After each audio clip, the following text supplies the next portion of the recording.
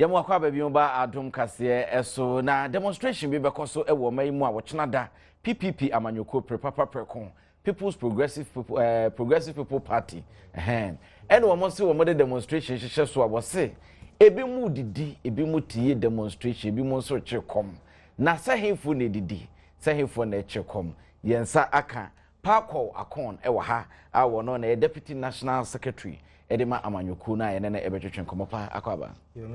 na ehefo na didi na ehefo na kom de omonti a mo be demonstration yo de di kan no meda wase ewo akwanyan ya de amame na said ye wa wonim no oman ya ye wo mu a sebe okọ hospitals okọ ye schools ene ye important bibia nipa beda na ade krapo abeye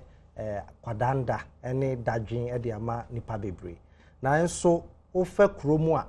enkrofo a ye de oman na hye omonsa ohwe omoefu ene cars omo dem ene baby papa omo da menia eyara hosem eno no kire se ebitiye ebi so bre anaju ya me no kase wo de per time na fa new town he ya na hwe baby anipa bada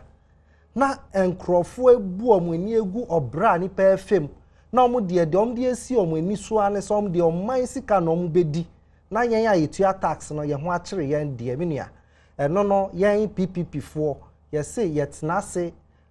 enye ye esan se mpanyinfo na ebu omo be se ni papa fo etna se a oman no ebebo nti enu nti na ochina nyame ya adom a yetu sa anamo we ye hwe demonstration no ehe na ekoso na ansa na no PPP enye mmerɛ di kan my demonstration ni omanfo bi twem se mmerɛ bi atwem ka se mo ye demonstration ko wi ase police we by kra no mo do so sen omanfo mo ye demonstration into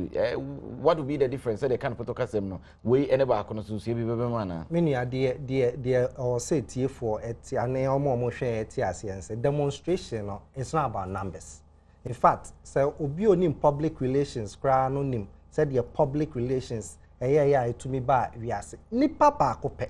the most important thing a message asɛm a enu nti wo de ye oye kyerɛ no enti say enkrofo esan propaganda bi on person mo ye nti akra de ye om si police fo edoso chen nipa e bae how could that be police fo mo dodo oye sen won enu nyina ye no me bi amanfo mo mpa man ye omo se enkrofo e ko monten so no mo nim se e be affect aban na on be ko radio so akọ TV so akọ ka so nipa e bae kresa se nipa ba akokra na ogina ho ye demonstration asem odi tudwa no enu hu won faso chen sebe nipa millions ebebegu ho no na ensunsun ye wo mu ne se ochina de na ye no minia eye asem ehu hia papa is the same message na na de ba say e wo say yetumi reform your current system no de di kan ne say or say DCs no any MCs no yetumi to omoso aba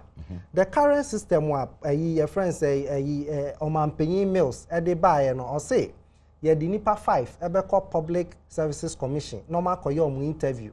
na omo ye interview ni wi a ye de miensa e de akoma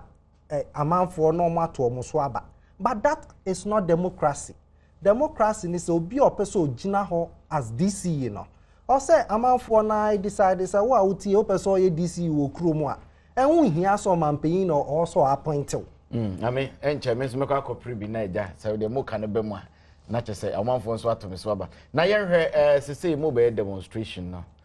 wo ka say ehu hia say ebe nipa dodo say be nipa ba kokra etimi bibi na so ye say dua ba akonye kwaye etini se nipa dodo de na obi bi say de bi ntina mo ka say de be amanfo bete the woman say de me kind demonstration is about numbers but no interest nipa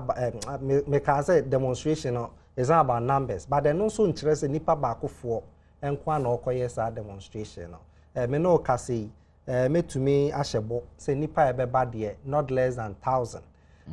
esan say Cape Coast for no say onim oman yabakwasem ne ade a aborigines right protection ene eba no agitation ne ye pre agibibi ne ade a Cape Coast for no omote ase na me no ka say ene akwanya odi amami ye bo ehudewuro ye ma amanfo so ate ase say ade na ye no enye ye nti o enye bibi a ye pentia na oman ni ye wo hwe aman bi na say Tunisia Egypt ne eye mebu no because say am sorry na ya nkasa amanfo be di sika no na ya koso abre o se emo omuti ase oman no ayeye ntina omo honom hwe oman ya yewo mu se ye doom light ye doom light ana ye tunsuom ne ye so lighter hwe de we anipa jubilate endra mi hwe tv na nkrofobia wo nkurase omo pa ban chow sa ban embe ye omo akwan mo pakwesi say ye kase ye di adwene da chi a ye behwe esu fra ochna ye hwe ni mu say demonstration ne beba so say di tibia no yakwa centrofo di eja ekonkonsa ne di ntie de cameras ebi di echi na afide bekoso bia no ye de ato adofo nyina da enim pakwesi akon ene ene no etwetwe enkomo no na ye deputy national secretary edema PPP amanyuku no ochna demonstration ho komo ene etwetwe de aduru so eye adwadie mu ense